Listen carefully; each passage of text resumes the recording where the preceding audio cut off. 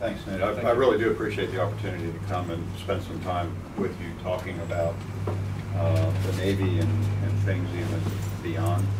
And I'll keep my opening comments relatively brief because I find that I gain more from getting a sense of what's on your mind and questions that you have. As Nate said, it has been about 4 years since I've had the privilege of having this job, and it has gone by extraordinarily quickly, as I expected it would, but not quite at the speed that it has gone by. It has been a busy time for the Navy, and I think that as I look back on it, we started out on my tour by anchoring ourselves with a maritime strategy that came to pass by working with the Marine Corps and the Coast Guard. Long in development, and but I believe it has guided us well and served us well internationally. And I would also say, as I deal with what is a big chunk of my job, which is making the investments for the future, has allowed us to have a framework that has stood us in pretty good stead. We are a busy Navy as we execute that strategy. Right now we are at 285 ships, the smallest fleet the United States has had since 1916. We have right around 327,000 active sailors, about 65,000 reserve component sailors, and about 160,000 civilians, and then over 500,000 retirees, which come into play legislatively in a not insignificant way. But those are the tools that we have. We also operate an air fleet of about 3,700 airplanes.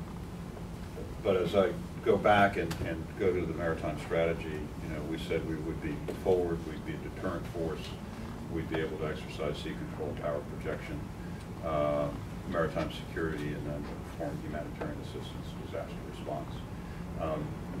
The last two had never really been codified in a strategy. But I think the realization of the importance of global commerce, as it has been for navies throughout history, it was something that needed to be put in place because of some of the non-legitimate uses of the world's oceans. So we codified that. And then disaster response we've done a lot of over the years, as sailors do, because you help and then you figure out what the issues are afterwards.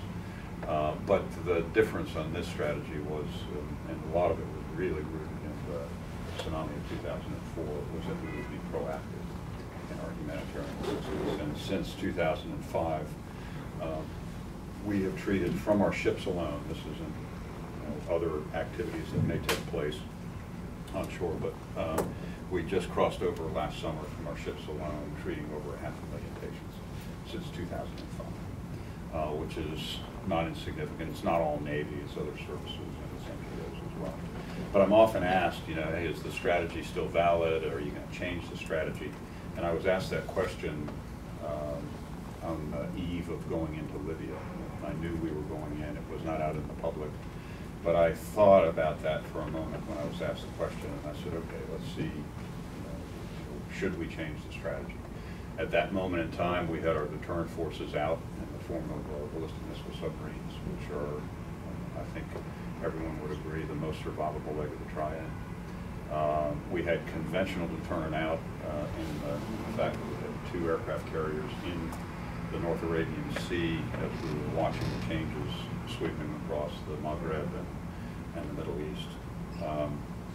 We were about ready to project power into Libya, which we did not by moving forces from other parts of the world, but rather the forces that were on station. We simply moved into firing positions and then basically knocked down the door that was the setting up of the no-fly zone.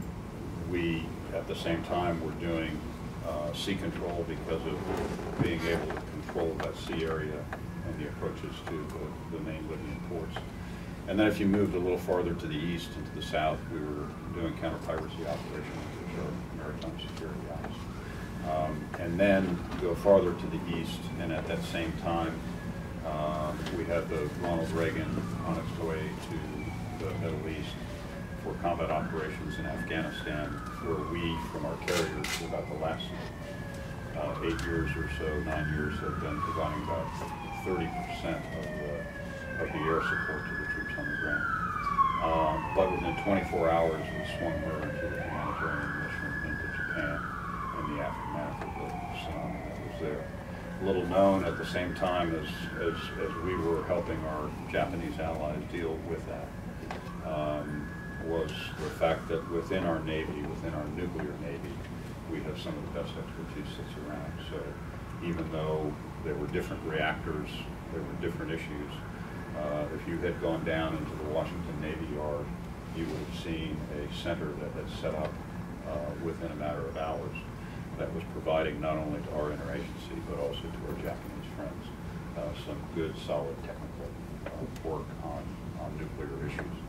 And so, you know, as I sat there and thought about fielding that question, I thought, you know, it's kind of playing out, and we're doing the sorts of things that we do. Kind of fast forwarding, looking at the, you know, what we need for the future. One of the things that was very clear to me when I came into this position was the fact that there would likely be on my watch a downturn in the defense budget. If you look at what the defense budget has historically done, we had been riding an inflated high for a long time. And I was reasonably sure on my watch that I'd put the stick over it and start to nose down.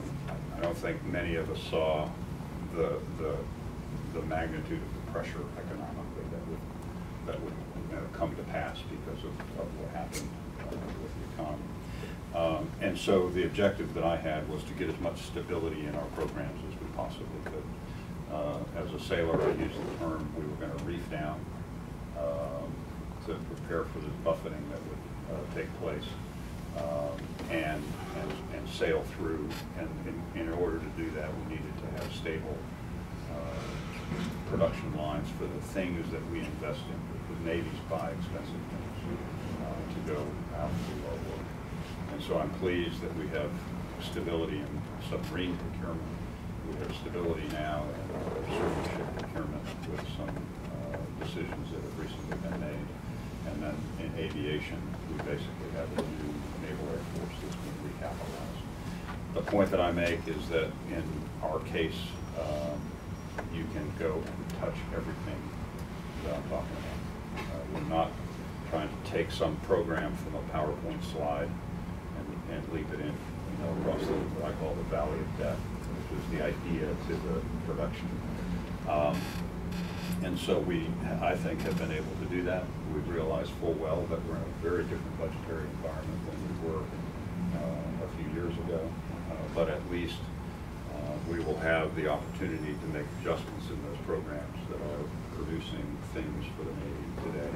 The biggest challenge that I have right now, if you were to say, what do I spend most of my time thinking about, it's about people and the fact that we have a retention problem. And my predecessors will look at me and say, oh, I had that too, I know what you're going through. I said, no, you don't. Because my retention problem is I have too many people in the Navy. We are not seeing the departures that normally occur in a fairly predictable way. And so regrettably this summer, we will put in place a process that will fairly and equitably result in telling 3,000 young men and women that as much as they might like to stay in the Navy, they are not going to. We're also doing that in our officer ranks as well, in order to be able to put in place the flows that you need in order to keep the talent moving, in order to develop new leadership. And so we tried several techniques that early on worked, but as this retention problem continues to evolve, we have to do something more. So the challenge there is to get to 3,000. We're going to look at 16,000. So right now, there are 16,000 sailors that don't know if they're going to be in the Navy.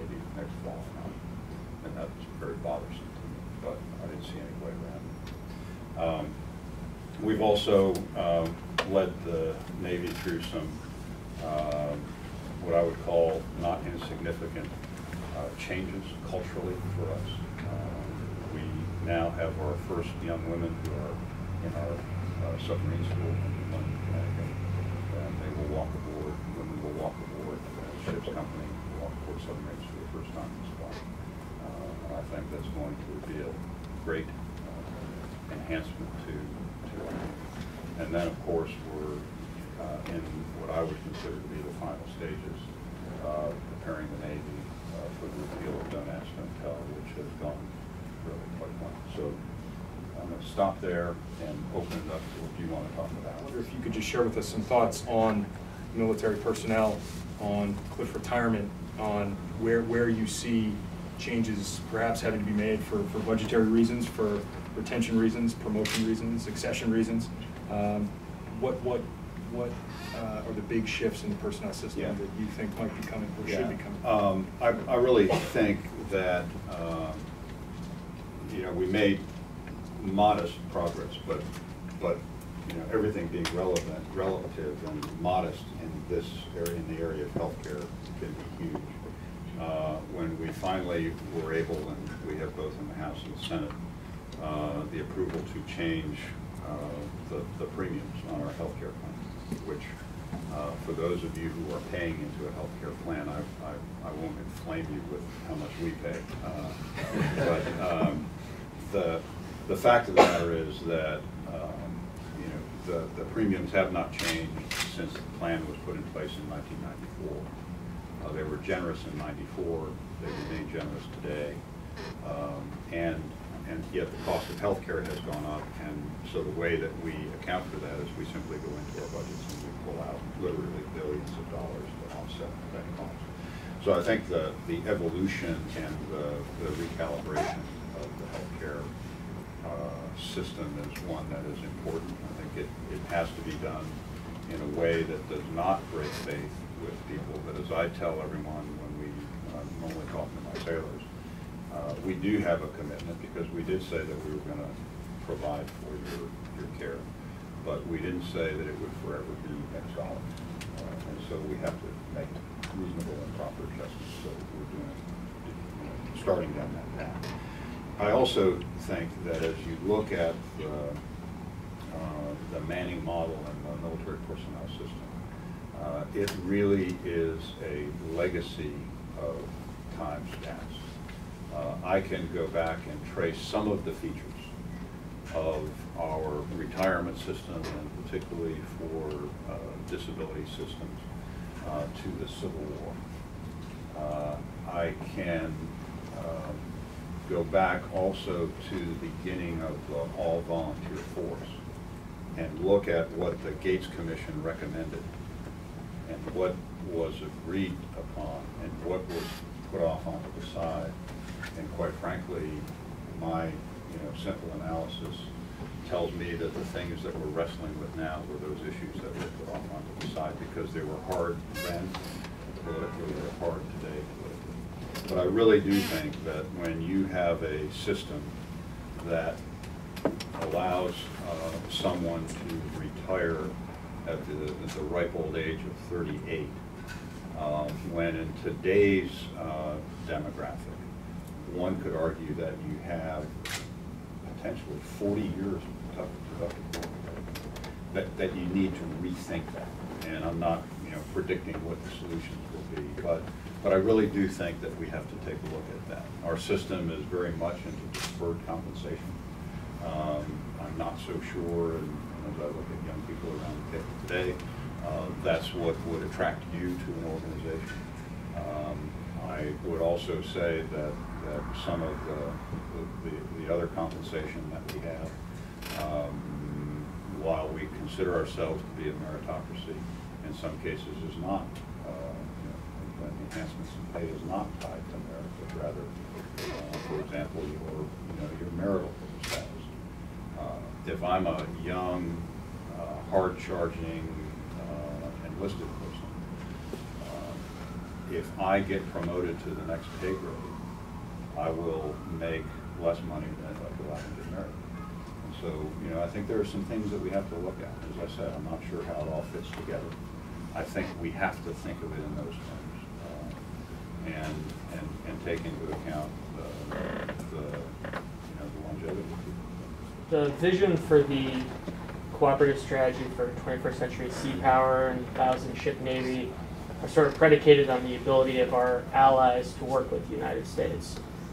Do you see a future for that vision, given the fiscal retrenchment that's going on with many of our allies? Where should we be looking for these types of relationships if we are going to have this type of cooperative great strategy? question. And I, just for the record, I never have used the term 1,000-ship Navy. I use the term global maritime partnerships because to me it's more than just navies. It can be maritime forces of any kind. It can be international organizations. It can be NGOs, as we found as one of our strongest partners in humanitarian assistance, for example. And I have always been a believer that you have to take a look at those who you want to come to the table, those who want to come to the table, and you look at what they bring. And that's going to change over time based on their political inclinations to participate. You know, I can have country X that will say, I'm all in on this one, but I'm not in on this one. And so you have to flex. That said, many of the navies are losing force structure rapidly, and so that I think has to be taken into account. Some navies are actually on the increase, and you know, I'm pleased with where we have been able to go for the last couple of years, for example, with India. I'm pleased with some of the cooperative activities that we've had with even some of the smaller countries in Southeast Asia. You know, for example, my Indonesian counterpart is coming for a visit here in a couple of weeks, and you know, my Chilean counterpart was just here.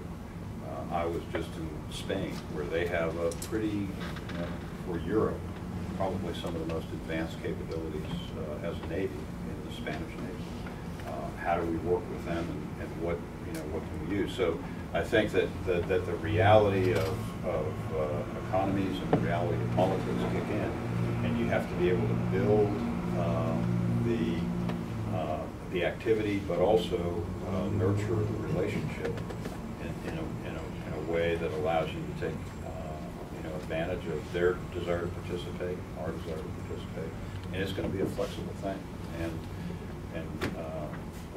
that's just, in my mind, that's the way that coalitions work. I think we get very hung up oftentimes on what a coalition partner can't do, when to me the entering argument really should be, what do they bring, both from the standpoint of physical capability, and then what do they bring with regard to the things that they can do based on their national interests.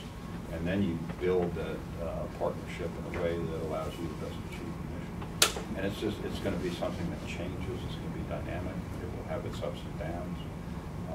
But what I have seen us do, many of you may have heard me, you know, cite this as an example. In 2007, every 2 years we do an international conference at our War College. In 2007, I had 67 countries there. In 2009, we had 102. And we will convene again this October, and it's probably going to come in around 100. And it's not just a lot of tea drinking that's going on. I mean, the substance of what we have talked about over those years, the improvements in maritime domain awareness and cooperation with countries, I think has been very helpful. And it's not simply how they work with us, but I also look at, you know, in the last 3 years, we've now had Gulf states pick up for the first time in history Arab nations leading maritime coalitions, with Bahrain, UAE, Kuwait. I think there are some countries that are getting close to pitching in and taking the leadership role there. And so, you know, we are seeing things that are working. We're seeing you know, the relationship between the head of the Kuwaiti Navy and the Iraqi Navy, where they have some, you know, pretty serious boundary issues that, you know, we'll be at the table talking to one another, visiting one another, recognizing full well that some of these issues are handled well above the level of the Navy, but that our view is to get as much cooperation out of those issues as possible. Sir, I'm interested in your thoughts on the comprehensive security review that the President ordered and that Secretary Gates has described. In particular, one of the things I'm interested in is Secretary Gates made repeated references to this idea that we're going to eliminate marginal missions and marginal capabilities. Yeah. What's sort of your thinking on that, and how do you think that's going to impact the Navy? Yeah. Well, my initial impact is it's going to be a full summit. But you know, that's what, you know, we get paid to do.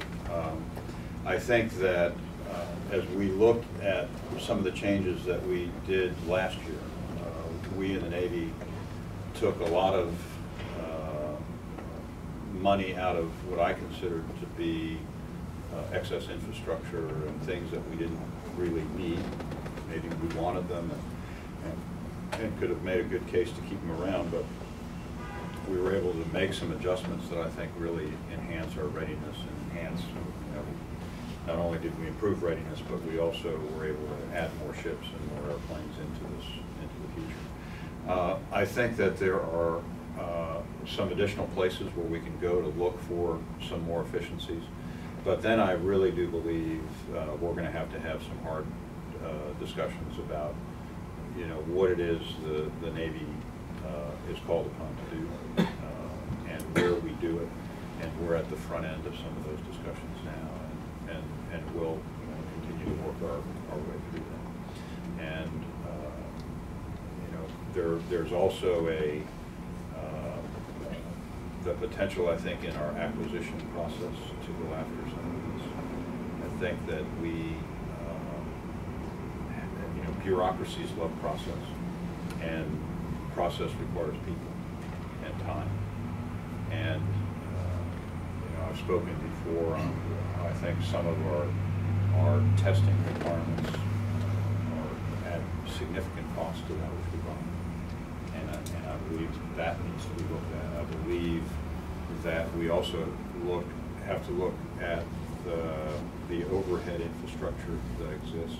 We did that this last round in the Navy. I took out a lot of headquarters, and I was very comfortable doing that. You know, for example, in the Cold War, we would run with about 10 submarines in a squadron, and those submarines were extraordinarily busy because there was a lot of activity going on, particularly with the Russian-Soviet submarine fleet. We now run 5 submarines in a squadron. So I just kind of went back to the old math, but I was able to take out some overhead as a result of that. Did the same with some destroyer squadrons, maritime patrol aircraft. I took out a number of fleets, which is a 3-star headquarters. And then we went into some of our, what I would call administrative headquarters, and did some surgery. But it's gonna you know, be a process that we'll work on through the summer. And there's no question, it's a pretty challenging task. But we also realize that we have the role to play in dealing with the economic